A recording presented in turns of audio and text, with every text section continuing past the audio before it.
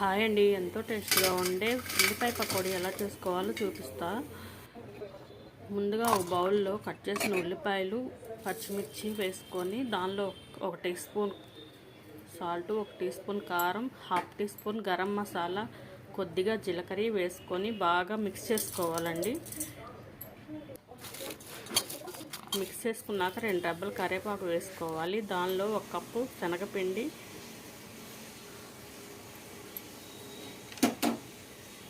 కొద్దిగా బియ్యం పిండి వేసుకొని మొత్తం మిక్స్ చేసుకొని మొత్తం కలుపుకున్న తర్వాత కొద్దిగా ఆయిల్ వేసుకొని కలుపుకోవాలండి. ముందుగా పొయ్యి మీద ప్యాన్ పెట్టి డీప్ ఫ్రై